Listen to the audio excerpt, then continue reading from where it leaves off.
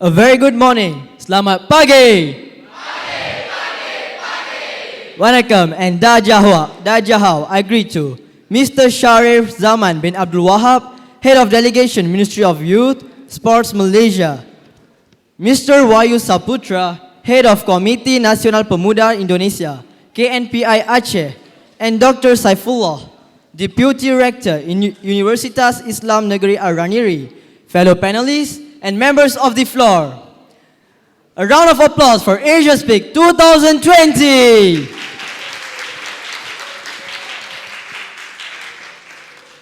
Before we start, let's start it with MFLS war cry.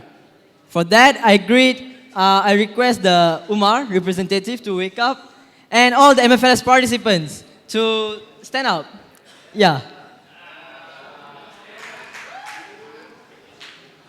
Yeah, come on, we can do it.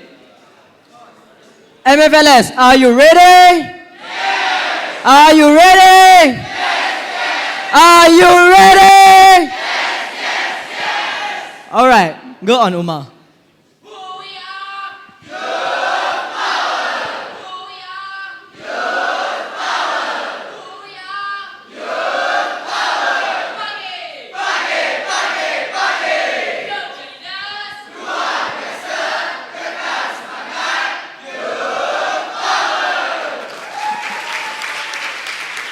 Thank you, everyone. Have your seat.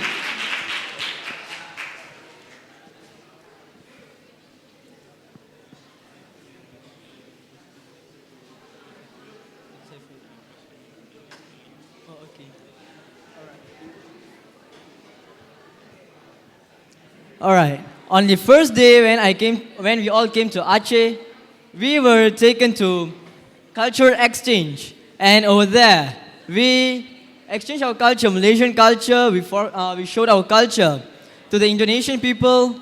That is our DK Barat and Tarian Borneo. Next, I was astounded when the Indonesians showed their culture, their dance that is called Tarian Sari Sari. How many of you know Tarian Sari Sari? Put up your hand. Okay, that's a big number. Okay. Our topic today is culture and heritage. And for that, let me talk a bit about what is culture and heritage. First of all, culture is a way of life, something that we do on a daily basis. For instance, our language, the way we pray, that is all called as culture. Next is heritage. Heritage can be divided into two, that is, tangible heritage and also intangible heritage. Tangible heritage is a heritage that is, we can feel it physically, touch it, or it can be stored. Well, for the intangible heritage, it is something that we can't touch physically or store it. Instead, we can practice it on a daily basis. Okay, now that we have known what is our topic on the surface, let's introduce the panelists. We will start with the professor, the first panelist, followed by our second panelist, third and fourth. Let's give a round of applause for our panelists.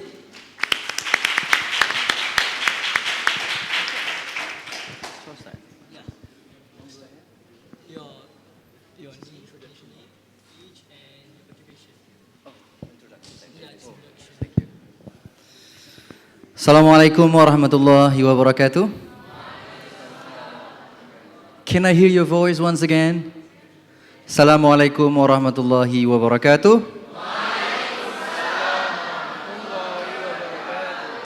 Thank you very much. It's near lunch. I can understand your voice. Thank you. My name is Saiful Akmal. I'm a lecturer at the Department of English Language Education here at the Ar-Raniry State Islamic University, Banda Aceh. And my age is no longer young, but I feel like 17 today. But no longer sweet, is a bit bitter. So bitter 17, maybe. Age, occupation? Yeah, age and occupation. Yeah, and I was born here, raised here, and maybe traveling to some places, which is beautiful, and meet young people like you, so I become younger again. Thank you very much. Now we can move on to our second panelist. Go on. Bismillahirrahmanirrahim. Alhamdulillahirabbil alamin wassalatu wassalamu ala asyrafil anbiya wal mursalin wa ala alihi wa sahbihi ajma'in. Assalamualaikum and a very good morning I bid to the Honorable Mr. Sharir, Head of Delegation of MFLS, to the Honorable Mr. Wahyu, Head of Komite Nasional Pemuda Indonesia, and to the Honorable Dr. Saifullah, Co-Rector. Deputy Rector of Universitas Negeri Islam Ar-Raniry. And so my name is Ahmad Dania bin Ahmad Faizal.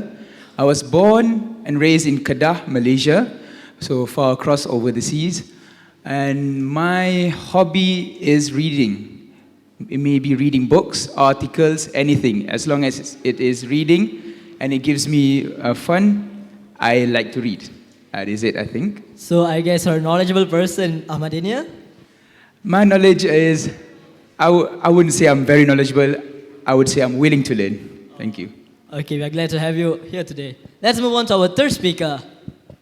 Bismillahirrahmanirrahim. Assalamualaikum and a very good morning. I bid to all the panelists, the moderator, and all the people that present in Masjid Hall today.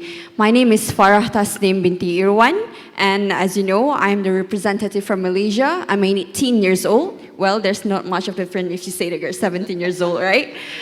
So my ambition is to be the Chief Judge of Malaysia one day, inshallah. Pray for me. And I am from all girls school, and that's it, I think, for my background. Thank you. Yeah, I'm sure you can reach your ambition. Okay, next, move on to our fourth speaker. Okay, fine. Assalamualaikum warahmatullahi wabarakatuh. Nice to meet you. Let me introduce myself first. My name is Siti Hawa. I come from Abu Tama University, Acheh, and I am 20 years old right now. Nice to meet you, but you can call me just Hawa. Thank you. Assalamualaikum warahmatullahi wabarakatuh. Thank you, Hawa. All right. Now, when I say hey, hey, all of you should say ho, ho. Okay? Hey, hey. Ho. Hey, hey. Ho. Hey, hey. Ho. Yeah, that's the spirit. All right. We have very knowledgeable and very experienced speakers over here. In Malaysia, we call these kind of people as bukan kaleng-kaleng punya orang. Let's give a round of applause for our panelists.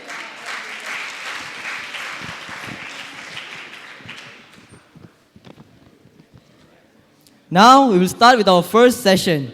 That is, the panelists will share their perspective on our topic today, that is culture and heritage. We'll start with our first speaker, that is Professor. Professor, you can go on.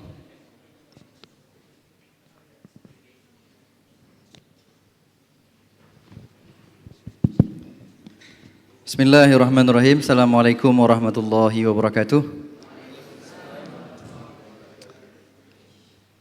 Alhamdulillah, sallu ala Rasulullah sallallahu alaihi wasallam. Thank you very much for having me here.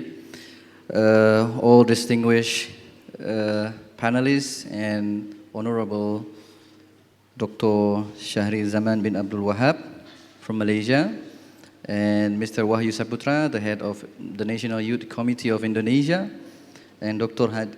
Hadi as well from the University of Abu Tama, and Mr. Fadil representing the Mayor of Banda Aceh. How long do I have? How many minutes? You are allocated with 5 minutes. 5 minutes. Yeah. So it's a pitch speech, by the way. Yeah. Right, I'm going to go in 5 minutes with 5 things. First thing first, I would like to entitle my presentation today that cultural and heritage is a hybrid that form leadership. First, let's start with a question. Anybody can think about, is the leader made or born? Made. Some made, some born. Yeah, some reborn. Okay. Right, so leadership is a hybrid between a made leadership and born leadership. And this brings us to the second point. So leadership, is it a gift or is it a choice? You should be consistent with the first question. A choice or a gift? Or a, yeah, for me it's a gift of choice. Right? Because it's a hybrid, again, it's a combination of two excellent components that makes us as leaders. The third question is it a trait or is it a learned behavior? Is it a trait given by parents or is it a learned behaviors?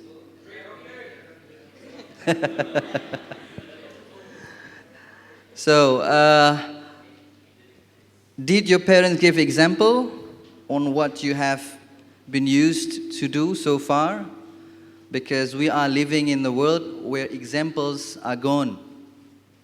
When we are becomes individuals, disattached many times with the community, with the society, or we're just a learned leaders, meaning that we can be leaders by trying to be leaders in a way that you study it. Even in Aceh, I've heard, is there any member of the leaders here?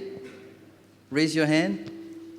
Yeah, some of my students, I know they are quite engaged in the leaders. So they like community. They don't really like structural hierarchy anymore. They love to form community, helping people, going out with so many creative ideas.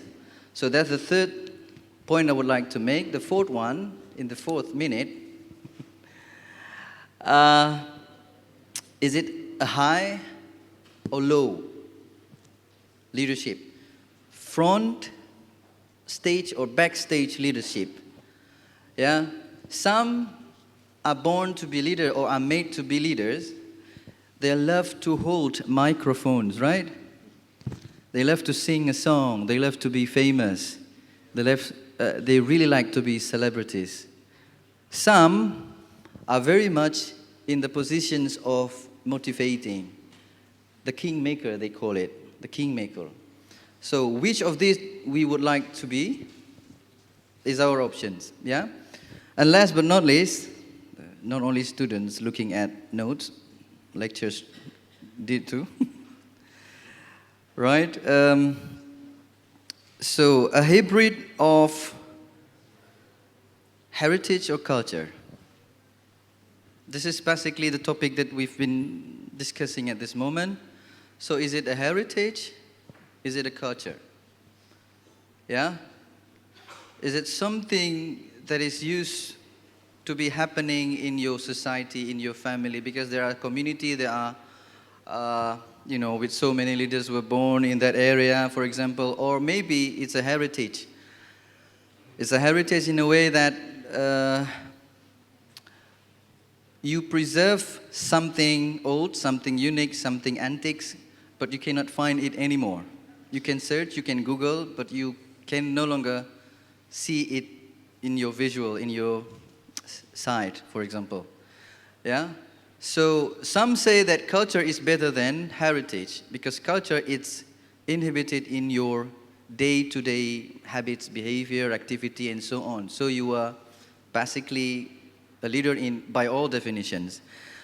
And last but not least, to conclude, so the four above mentioned points of being a leader is basically between the two choices or a hybrid of these two available options. So I would say that for me, myself, maybe some say I'm a great leader, maybe some say I'm not a good leader, but basically I'm a leader myself, at least for myself, for my family, and for my surroundings.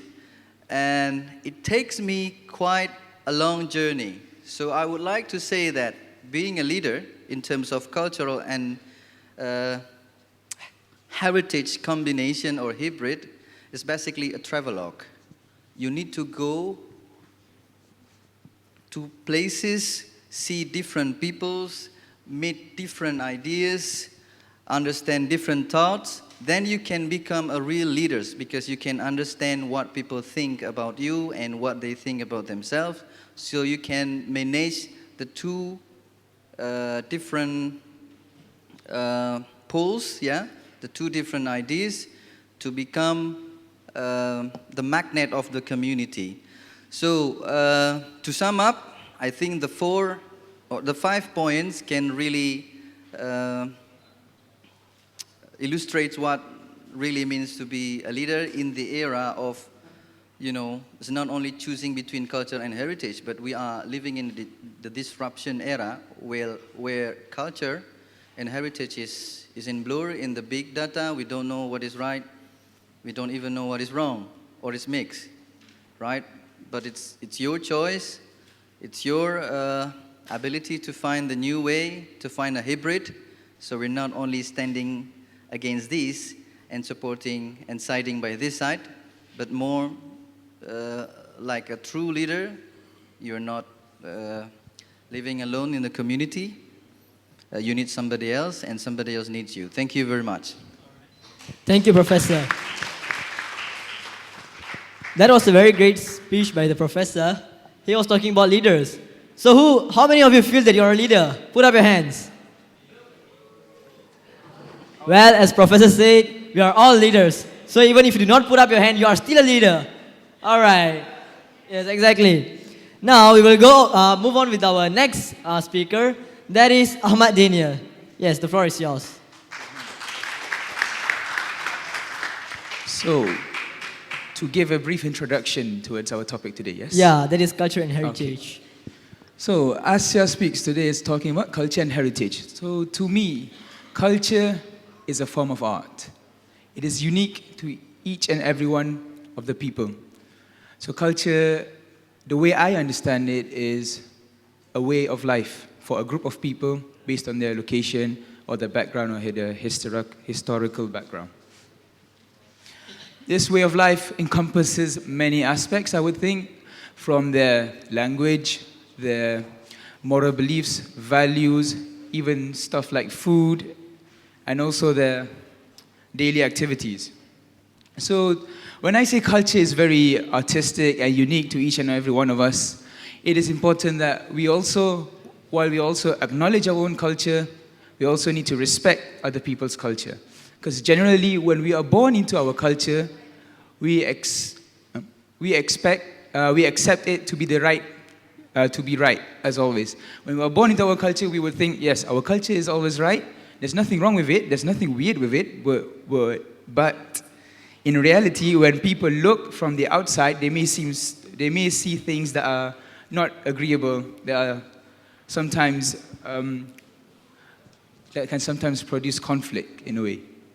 So, heritage, to me, are the features or the physical, or as Vignes had said, tangible aspects of our culture.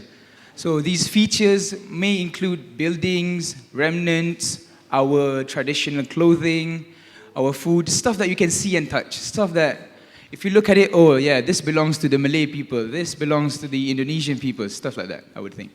So heritage is also something that, while it is unique to each and every one of us, it is also an asset and the pride and joy of a certain culture. So as the youth, we are all 18, 20, 21, 24, and younger, I would think. It is our duty and it is imperative that we safeguard our heritage, and it is also important that we learn about our knowledge, our heritage, so that when we learn about it, we know about it, we can only then can we actually speak about it, defend it, and then hopefully it won't just disappear just like that.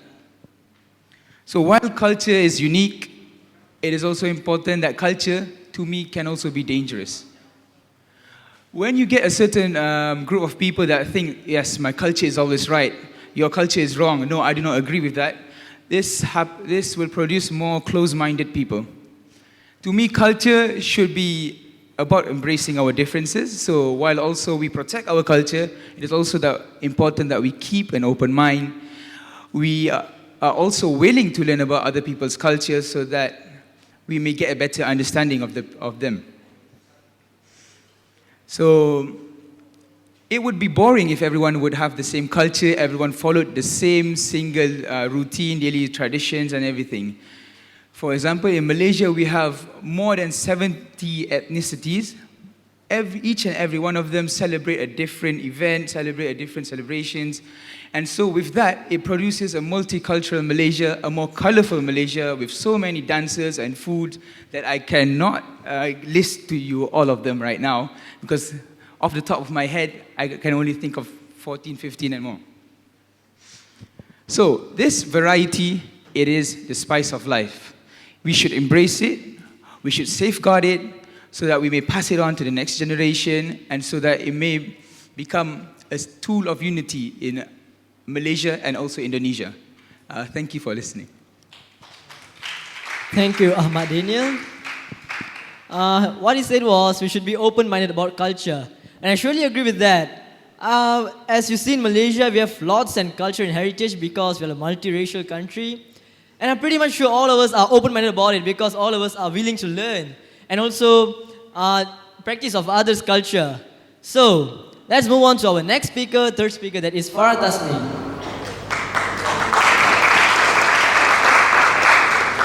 Bismillahirrahmanirrahim. Assalamualaikum and a very good day again to you all. So I agree to the point that was presented by Mr. Daniel, also Professor, and I was struck by the points that was made by Professor when he talked about the culture of leaders, which means I was not really expecting. But let's now talk about as a whole, culture and also heritage, right? So Vicky and also Daniel has talked about what is actually culture and what's actually heritage, so I do not have to talk about that. Let's just dive in about Malaysia, where I was originated. So as you can see, Malaysia is not only well known for its palm oil industry, but also as well known as its uniqueness, which is we have like multi-ethnics, and also we live in a multiracial country.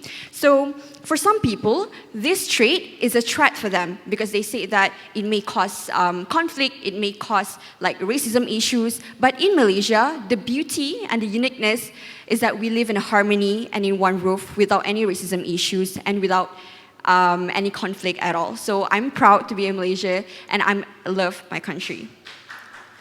So, as Vicky said, the heritage itself, right? We have a tangible and intangible heritage, but let's not dive to that. Let's just like live in a concept where there is no superior or inferior tradition or culture, because every culture is different, and as Mr. Daniel has said, we have to embrace and we have to actually love the differences, because that differences actually brought us the uniqueness of Malaysia. And the concept of Malaysia is that I want to present to you this concept of actually to live in harmony is actually respect and also embrace. So when you respect differences between every culture, between every tradition, you can actually love and also know the beauty of each culture and tradition. So that's why it is unique. And just imagine those 10 ASEAN countries, they have like different traditions, different culture, and also like really much of difference, right? Big differences. But let's just imagine like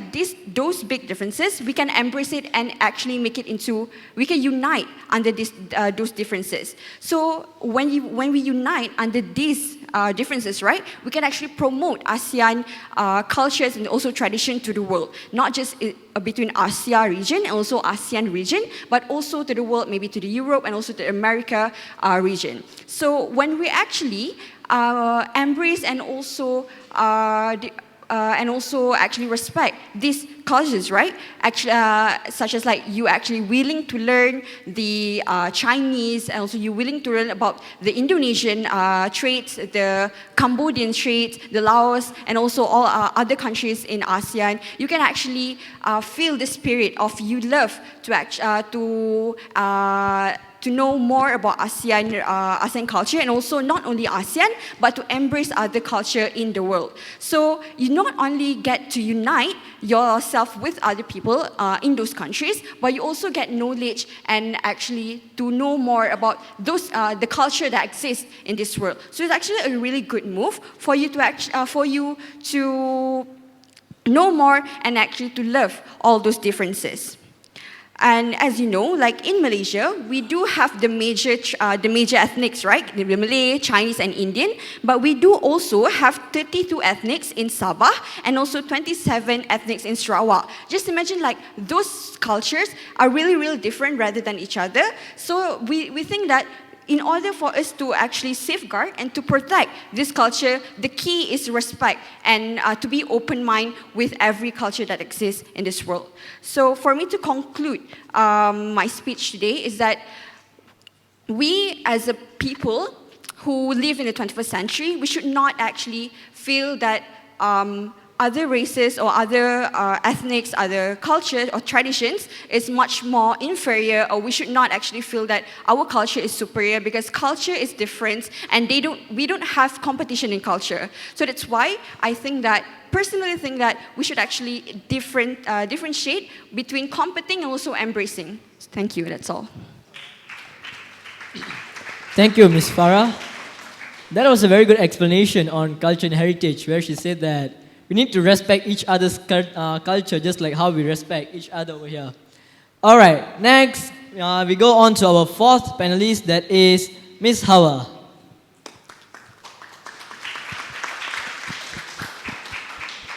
Okay, well, thanks for the time that you give to me to speak in front of stage. First of all, I would not be focused on the word definition of the heritage and word definitions of the culture anymore, because we all have already know about what the culture and also what the heritage anymore. But what we need to focus here is we as the youth, what is the role of the youth to maintain this heritage and also to maintain this culture in our nations.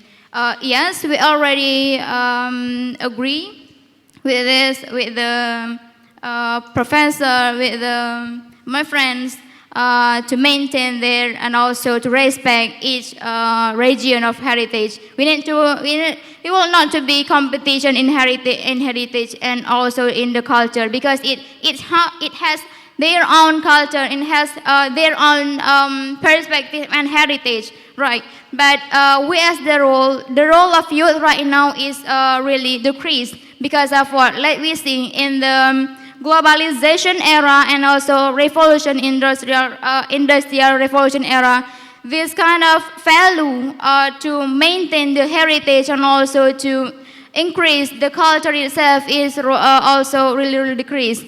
For example, when we look the youth right now is they don't know anymore what is the culture and also the traditional, for example, the traditional heritage and also traditional culture anymore. For example, they cannot be respectable to the adult people. Meanwhile, the adult people and also the younger should be respect to the adult people right now. For example, as we to my teachers in this stage, Professor Dr. Hadi Maulanza and also the Honorable Ms. Suryani, they can become as my teachers. So I need to be really respect for them. This is become one of our culture in Aceh, right? So and also another culture and heritage. For example, in Aceh, we need to really welcome to the guests. For example, in another, in every event, we need to welcome to our subjects or to our guests. For example, they need to visit here. For example, right? But the urgency right now is about the youth. The role of youth is really decreased to maintain this heritage. Because there are some factors. For example, like the role of media. Media right now is not really publish the heritage anymore, but we need to as the youth, we need to maintain this heritage and culture. For example, through media, posted something into Instagram, really the very beneficial thing, for example, right? So we as the youth have the moral responsibility and also the moral duty to maintain and also to preserve passion to this culture and heritage. For example, in Malaysia, we have something like different in Acheh. That's okay, I think. Because of what? Because each region has its own heritage and also its own culture, right? So we as the youth, no matter what the background you're from, who are you, as the youth, we all have the moral responsibility and also moral value and also moral duty to maintain this heritage. For example, through education, for example, right? We need to be like learning, like also explore the heritage and also the culture from the traditional and also the natural heritage, for example, right? So to conclude my speech, who you are, no matter what, we as the youth, we have really big moral responsibility to maintain our culture and also to maintain our heritage right now. So thank you for the time. I'll close my speech. Assalamualaikum warahmatullahi wabarakatuh. Thanks, Miss Hawa. Wow, that was a very good speech. She was talking about the role of youth in preserving youth culture and heritage. So in Malaysia, in International Youth Center, we have a hashtag called as hashtag Youth Power. This hashtag, what we do is, with this hashtag, we show that youth, they have the role to change the world. They have the role to change Malaysia. So we use this hashtag to show the role of youth in changing the world. Okay, next we'll be going to our next session, that is curated question from me. First, I would be giving the first question to Mrs. Daniel about culture and heritage. We are now living in modern world. How do you see your culture and heritage could substance and maybe could complement element to a developing country? Well, that's the question. You are allocated with 5 minutes. Yeah, and you may start now.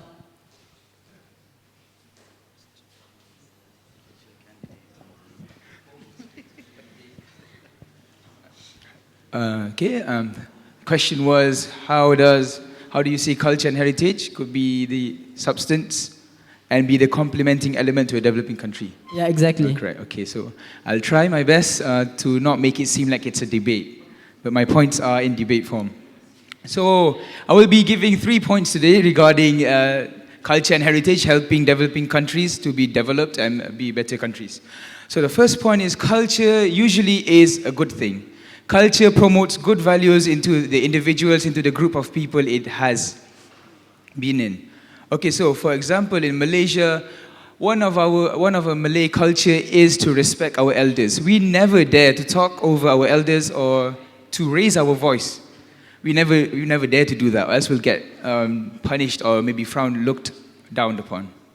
So there you go. You've got culture teaching us to respect our elders. Another example, in Malay culture, we are expected and really encouraged to look after the people around us, especially our neighbors. Like in Islam, you have to really look after your neighbors, look after their well-being and all that. That, because of religion and also that culture, it has taught us Malaysians to actually be a part of the community, contribute to the community, know the people around you and actually help them. So there you go, another one. A culture encourages us to help people. So when you've got this good culture, has been practiced by us from a young and early age, it will hopefully produce good people. People with moral values at heart, people with good behavior and such. So to a developing country, I believe that the people are crucial to the development of such countries. Because if a country does not have good people, hardworking people that really want to push their country towards the higher ranks, how can the country progress? It is useless if the government only wants to better the country, but then when you look at the people, they are only so and so, they do not have initiative or the drive to actually do the same. So, to sum up this idea, culture really encourages us to be better, And culture, in a way, will increase productivity by allowing us to work together, by allowing us to think outside the box, by allowing us to accept new ideas. To me, a developed country does not only mean having good economy, having a stable politics, it also means having good people. A country without its people is like a book with no substance in it. So like an empty book. The book may look nice on the outside, but on the inside has no soul, no spirit, no culture in a way. On to my second point. Culture, in a way, provides a sense of belonging to the people. It gives the people a sense of pride. While it is true that we have culture for each and every one of our races, there is also culture for each and every one of our countries. So, for example, in Malaysia, we have our culture is to be outgoing, is to be accepting of other cultures. So, in Malaysia, we really stress upon harmony and unity. So, we would want our people of Malaysia to accept and embrace other cultures. So some small examples would be going to each other's celebrations, partaking into dancing events or other cultural events. If you're a Malay, you can always dance in the Chinese dance and vice versa. There is no such thing as being ashamed to actually indulge in other people's culture. There's no feeling of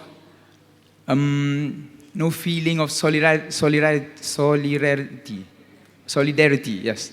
Thank you. So there's no feeling of, oh, your culture is only your culture. No. As a Malaysian, I feel like it is our duty and our responsibility to actually learn about other people's culture, to actually embrace it, so that we may not feel apart as Malaysians. Because when you have different cultures, sometimes you may feel like, what is that? Oh, that is so different, and I do not understand that. So how do I begin to understand that? That is what Malaysia is all about. And so with culture, it also induces a sense of patriotism inside the people, inside the individuals. So when you learn about your country's culture and heritage and historical background, it would give a sense of patriotism towards you. So when I learn about Malaysia, or maybe when you guys learn about Indonesia, you would also feel a sense of duty, a sense of pride that, yes, this is my country, and I want to protect my country, and I want to ensure that my country's sovereignty is not affected or destroyed. So, to give you an example, when the people of such countries are cultured and they know about their culture and the historical background, I believe that the people are then, I believe that the love that the people have for their country will increase, and they will do whatever they can at all costs to protect their country and to ensure that their country is on the right track to being a developed country. So, especially in developing countries, they might not have the best economy, the best infrastructure, or the best military, but what they do have are their people. And so with culture, hopefully it can educate and it can make the people love their country more, so that they may fight for their country in case that they may be outside interference or something. To give you an example, what I've learned in Acheh was before Acheh was the kingdom of Acheh Darussalam, and so before that, the kingdom of Acheh was a Muslim kingdom, yes? So when Acheh wanted to join with Indonesia, I believe that what I heard was the people of Acheh really fought for their religion, really fought for their values. They did not want the religion of Islam to be undermined in a way. So we've also Gerakkan Aceh Merdeka, GAM. I believe because of all these efforts shown by the people, because they are patriotic, because they are cultured, they fought for what they want, for their rights, and now, as a result, Aceh has its own special authority to undergo its governance under Sharia law, which is a huge success, in my opinion. Moving on to my final point, thank you. Moving on to my final point, I believe that culture and heritage towards a developing country can be a source of income. So I believe we've all written essays about this. Culture and heritage can make a country more attractive to tourists. I believe the trend for tourists in this day and age have changed from going to comfortable, high-class places with 5-star hotels and spas and all that. tourists now are going to more cultured or more authentic places to learn more about culture. And there are even tourists that are willing to go backpacking, sacrificing their comfort just to learn more about their culture. So as a developing country, we should take advantage of this. Our culture and heritage can be practiced to a point and can be shown to these outsiders to a point where it is attractive enough to them. So our dances, our food, our traditional clothing, and other heritage sites, if done correctly, if promoted correctly, it can invite other people into our country. Oh. And so just to sum up quickly, tourism is a really big sector in Malaysia. It has contributed about 7% of Malaysia's whole GDP, has contributed about 42 billion ringgit, which is about $10 billion. So as Malaysia, a developing nation, we need all the funds we can get, and obviously tourism has done its part. So this is why I think culture and heritage is important to a developing country and can be one of the key factors to a developed country. Thank you. And I'll pass it back to the floor, to the moderator. Thank you, Mr. Daniel. He was telling about Malaysia, an outgoing country. I surely do accept with that. In Malaysia, we have no such thing as difference. In Malaysia, we have lots of race like Indians, Chinese, and Malays. Yet, for us, we are still one Malaysia. Yes. Second. All right. Next, the question for Professor. Professor, the question is, how do you see youth can play their role to preserve culture and heritage with the community in the development environment of the ASEAN region? All right. I pass the mic to the professor. Thank you very much. It's a tough question. I've never thought about it's going to be asked like this. Just kidding. It's like a defense in my thesis. A question is so hard, so I cannot breathe anymore. Well, the role of the youth. The old saying says the role of the youth is basically as the agent of change. But no, it has been taken by the Avengers and all superheroes, right? So the agent of change has been now put into the superheroes from Avengers, from Superman, Robin Hood, and what else? Thanos and friends. But I will still think that the role of the youth is as the agent of cultural and heritage change up to now, but in a slightly different way. So, for example, for me, I have concluded my first section of talk in the beginning that a cultural and heritage is basically a travelogue. I still insist on this point that change can only be made by youth with exchange. If you stay at home, if you stick like you are now, you're not going to change, not even yourself, let alone the community. So change by exchange. That's the role of the youth in the coming years. The second thing to stress here is I don't really like to go deep into the definition, but what really made Malaysian people? What really made the Achenese people? What really made the Indonesian people? Malaysia is truly Asia, right? Sounds very cultural, but Indonesia has the same too. Unity in diversity. Bhinneka Tunggal Ika. I studied the language of advertisement, so Malaysia truly Asia, Indonesia, blah, blah, blah, visit Malaysia, visit Indonesia, and visit Aceh.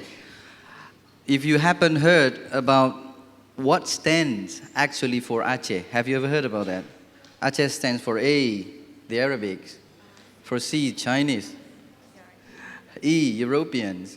Any Portuguese descendants here? Raise your hand, at least your hair, maybe. E stands for Europeans and H for the Hindu, the Indians. I would say it's true in many regards, yeah? So, but what makes actually the Acehnese, the Malaysians, the Indonesian, the people of the world? This question has been raised by cultural scientists for decades. Do we really Malaysian? Do we really Indonesian? Do we really Acehnese? Where do we come from? Where did we go? Where will we go? Where we are now?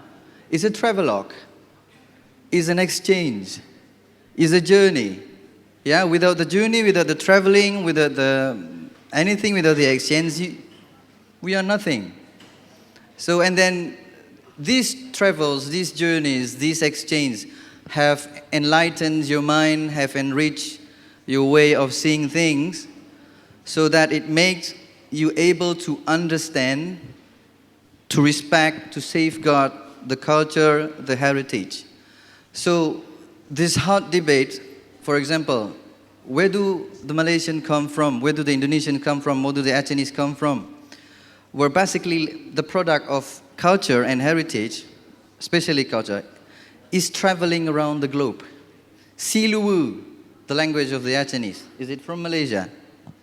Langzam means to slow down, is the Dutch coming from the Germans. People travels, language travels, and you are mixing in a place called melting pot.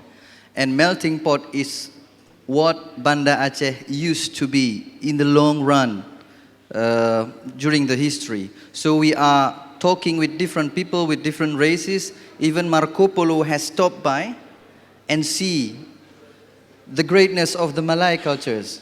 Yeah, because there's a talk about how to revive the Malay great cultures. I've read the book about the myth of the lazy Malays from a Malay scientist, but I don't think it's a critic, but it's I think a support, by the way, to get us, strong again. Then this is basically what happens. So you need a travelogue, you need an exchange to change, and you need a melting pot. Yeah, you cannot stand, like you said, with the same person all the time, the same cultures all the time. You need to enrich so that you can be, a very hybrid culture and heritage in the end, without losing your own identity. I'm an Acehnese, I'm a Muslim, I'm Indonesian, but I'm a modern man, for example. So that leaves us to the conclusion, so change by exchange. Thank you very much.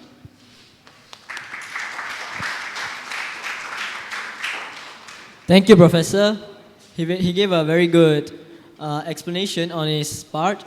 So we're actually running out of time. So the next speaker will just talk about 3 minutes.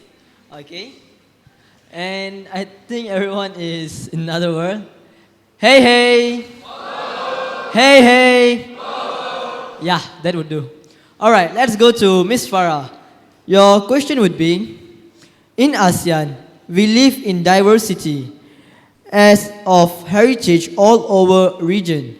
What do you think the best way to promote our heritage value to the world? Yes. Thank you. So you talk about the ASEAN culture and soul heritage and how to promote ASEAN culture to the world, right? The best practice, I think, in my opinion, in my view, to actually promote not only your country, but the whole 10 countries' culture and soul tradition is to promote it to international level. As if like the UNESCO, the NGO under United Nations, this club under United Nations, is actually to cater to all culture and soul heritage in all over the world, right? So as you know, in Malaysia, we have 4 heritage sites that was under UNESCO, which is, one of it is A Famosa.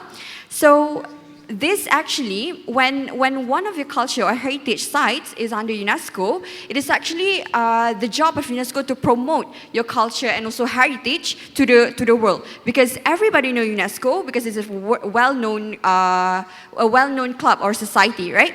So when this society actually acknowledge the importance of heritage of your country, then the people of the world will know. So that when the people of the world will know, they will actually have the interest to study more and to actually do a research about your country, and that will automatically be part of promoting ASEAN culture to the world. So that is on international level, but how about the society? How about the society or the people of the country itself, right? So interactive movement is one of the way for you to actually promote your culture and also ASEAN cultures. Have you heard about #MeToo movement? Anyone? So #MeToo movement is a movement that was made in America that gained a lot of recognition. So when this movement was made in a social media platform, it gained a lot of recognition and people know about it. So maybe people in ASEAN, or maybe like we ourselves in this hall, can create a movement about ASEAN tradition, ASEAN culture, and post it on social media platform, because we know that social media platform is a borderless platform, right? We can engage with people from the other side of the world, and it's actually a really fascinating platform. So when you create a movement and that movement gain a lot of recognition, that is also a way to actually promote ASEAN and culture tradition to the world.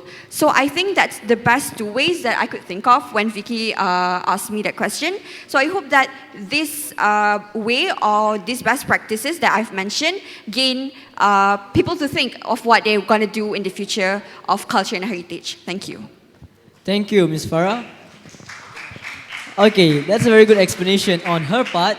Next, we'll be going to Ms. Hawa, and your question would be, from your perspective, how do you see the challenges to maintain manner and morals in modernization era? Yeah. Thank you for the questions.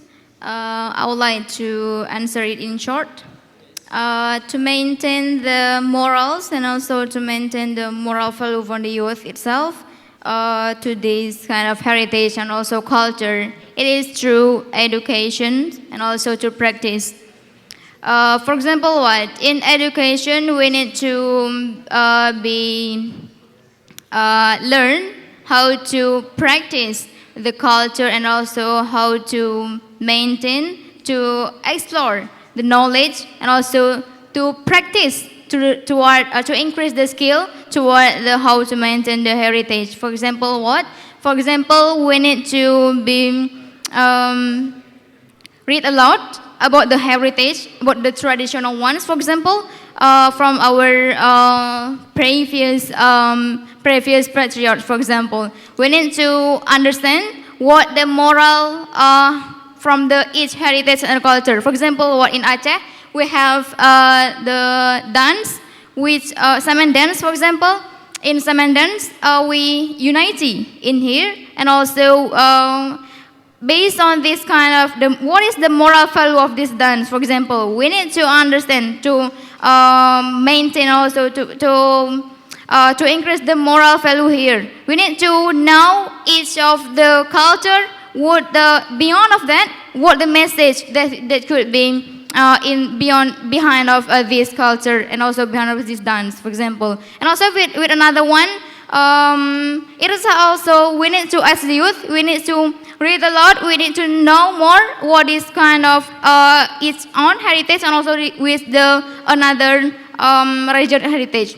So it's no matter who you are, you need to unity in diversity. To close my speech, I say Assalamualaikum warahmatullahi wabarakatuh.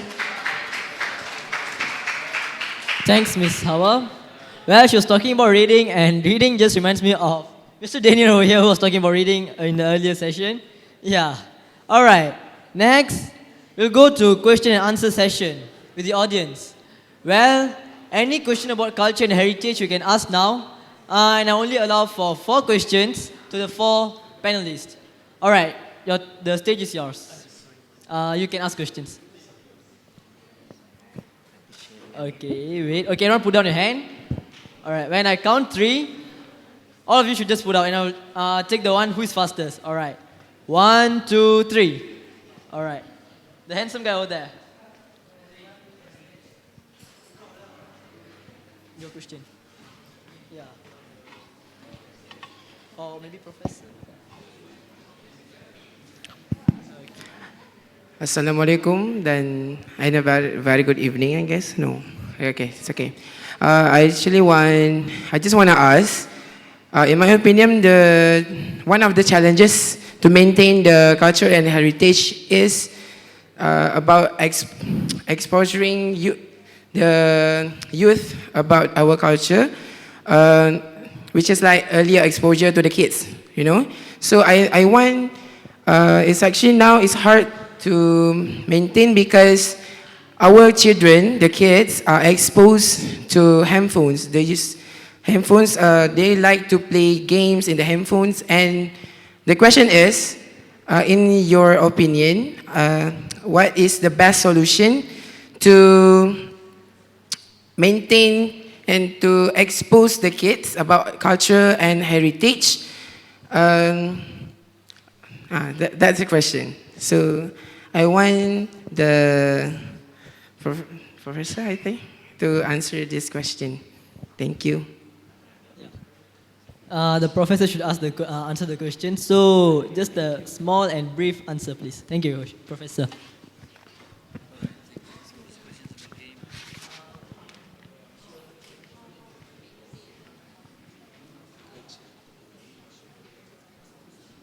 All right, handphone is a source of evil, yeah? Thank you very much for the question. Where handphone, this morning I got a question. Handphone or money are the source of evil or not? So, should we blame the handphone or should we blame the money instead of the people who are using it? That's the very first fundamental questions to be asked. I started to use handphone in 2012 during my visits to Mecca. Otherwise, I would probably lose my wife because I cannot contact her when I need it. So there's always, a media like handphone is a facility that facilitates us to be able to communicate closer to the one that we need. But there are some extension of, handphone functions, That's what I call hybrid. We live in the era of hybrid when we used to use handphone to make a phone call. Now it started, extremely expanded by, you can play games, you can watch movies, yeah, you can then, I don't know, maybe file a complaint. Only with this, that's why they call it smartphone. We live in the era of smartphone and stupid people. They say, I don't know if it rings true to you or not. But again, there's always a limitation. When I was in Germany, they love, the youth love to use handphone. But you cannot see handphone in the university. You cannot ask for their, private numbers and so on. So that's again the questions of, function. So I know that, the interest has been expanded or maybe drive by the mobile phone like games and so on. But we need to restrict ourselves. Game is not always okay. It's okay to some situations. For example, you need a break, you need to play game. I like to play Tetris, for example. It's a very old game. I don't believe you like to play Tetris. Maybe PUBG or something. Or whatever. I'm not a game specialist. But again, okay to play games, but in reality, people call something, like 4.0, 5.0, 6.0, until what? iPhone 6, iPhone 11, iPhone, and then iPhone myself in the end. I phone myself in the end. I speak to myself when I die, right? We cannot just, is a market-driven product. We need to be able to distinguish between what we need and what we want. And I would suggest that, still keep using handphone, but to keep updated, but you don't have to follow all, if you don't need it. Yeah, I hope that suits your expectation. Yeah, but don't leave your handphone unattended because it will blow. Okay.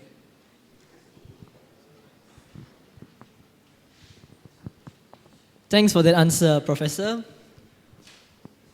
All right, next question. Oh, you there, handsome guy. Yeah, ask a question.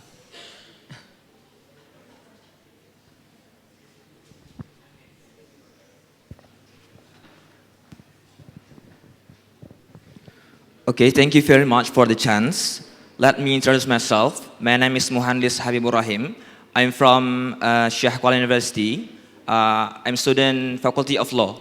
So my question is, first I want to inform you guys that Indonesia has 700 languages and around 1,340 ethnics based on Badan Pusat Statistik.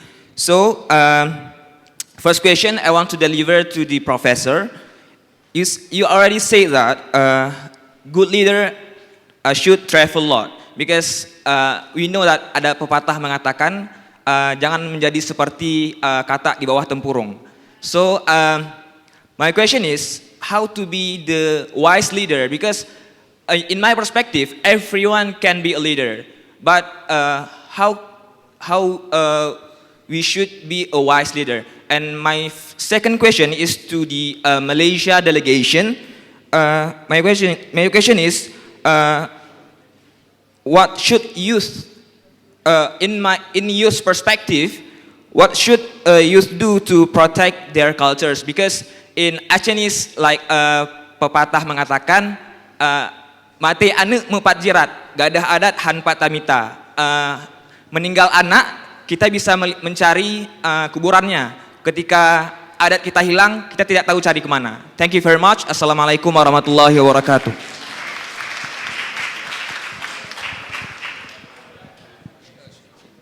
So to answer your question, what should the youth do to protect and maintain their culture? Is that about correct? All right, okay, so I believe at the end of the day, the youth, it is up to themselves. It is their initiative, it is their kesedaran. It is up to them. You could lead a horse to water, but you can't make it drink. The government could give you all these facilities to make you learn, to do this and that, but at the end, if the youth doesn't want to learn, then nothing happens, nothing is gained. So, to me, the youth, which is for Malaysians, it is from the age 18 to 30, or 15 to 30, to educate the youth during the age of 15, 16, and 17, to me, is quite a bit late. By that time, they might have developed their own personality, their own character. So to tackle this, not what should the youth do, but what should the parents and the people around the youth do first. So to the people that are around the youth, to the people that are very well cultured and very well knowledgeable about their culture, they should take the initiative first to actually teach them and educate them about their culture from an early age. Sebab ada pepatah mengatakan melentur buluh biarlah dari rebungnya. Do you know what that means? Okay, yeah. So if you want to teach something to someone, start from an early age, and inshallah it will grow to become a habit in the future. To answer your question about the youth, what should they do? So for the youth that are very well cultured and very well knowledgeable, they should spread their knowledge and spread awareness. They should invite their friends over, have dances, cook food and all that. They should not just keep the knowledge to themselves, okay? So there are platforms in Malaysia such as clubs and organizations regarding to our culture and heritage. So these youths that are very well capable and very well knowledgeable about their culture should enter these organizations and should carry out programs, carry out events, inviting the local people and local youth to actually take part in their culture. So I hope that answers your question. Farah, do you want to add anything? No? So I'll pass the mic now to Professor.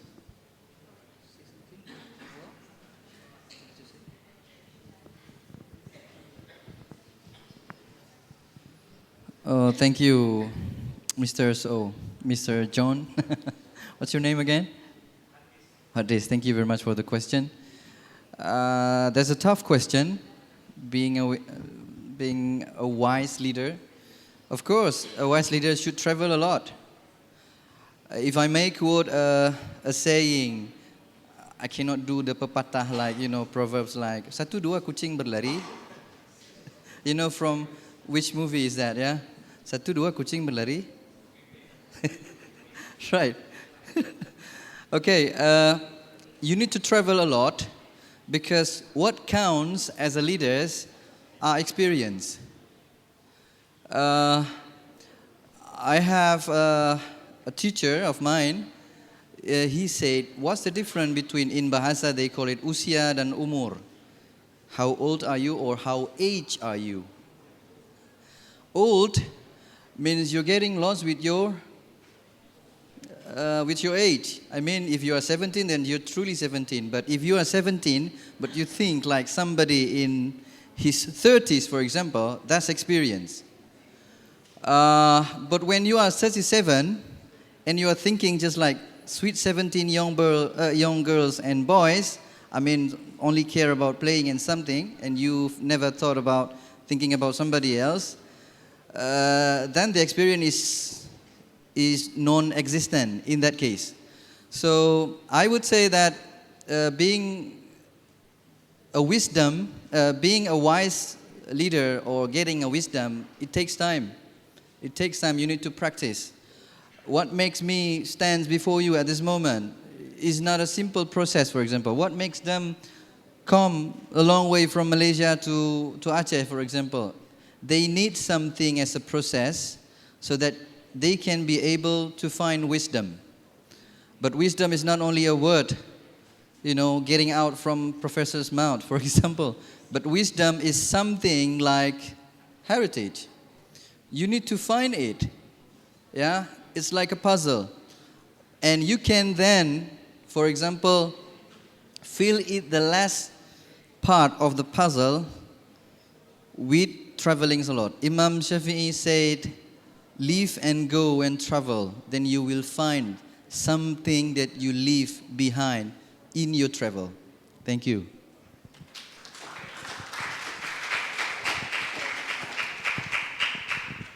All right, thank you. Sorry, the question session is over. All right, now we'll go with the closing session. In this session, the question session is over. Yeah, in this closing session, each and every panel will give their review on our topic, that is culture and heritage. Start with the first speaker. Oh, it's a bummer that the question and answer session is over.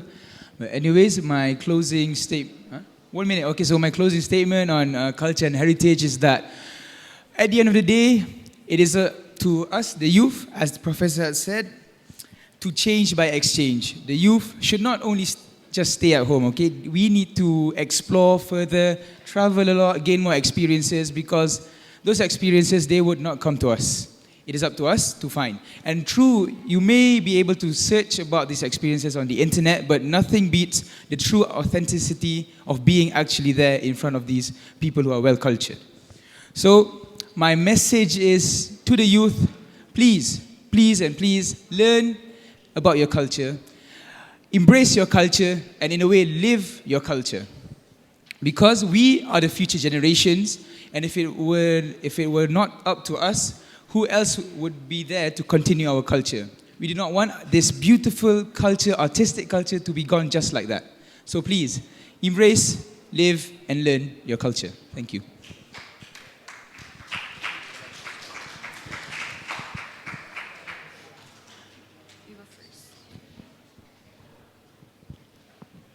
Okay, for closing statement from my speech, no matter who you are, you need to use the media wisely.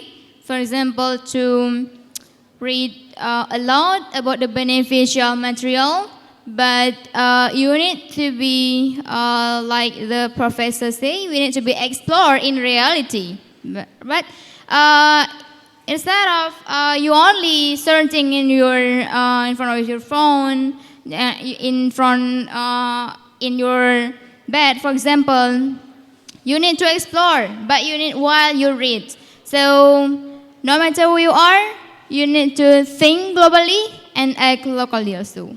Thank you.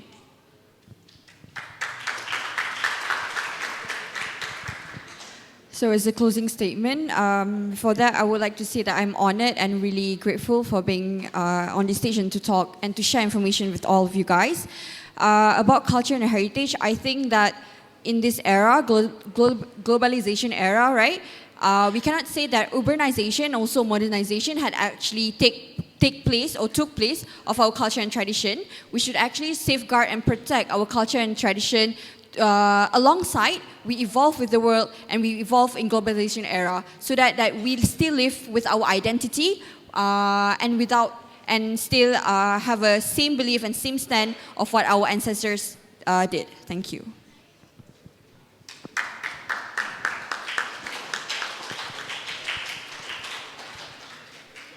Well, I have spoken a lot.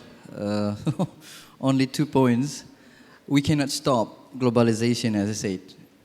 We cannot separate you from social media. Nobody can. Not even me, for example. But I would say that the youth should take part in this. Don't be the anti-mainstreamers. Just go with somebody else. Just go like the other. But be a positive influencer as a youth. Thank you. Thank you to the fellow panelists for giving your wrap-up session. A round of applause for the panelists.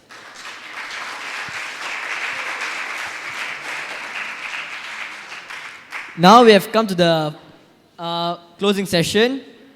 Well, we have heard a lot today. In my opinion, culture and heritage. Now we are moving towards Industrial Revolution 4.0. So in this process, we are just moving in front. But that doesn't mean we should not. That doesn't just mean that we can't look back. In every moment, when we're moving in front, we have to look back. Because only then we can know where we are from. With that, I greet thanks to all of you over here for listening to us. And thank you.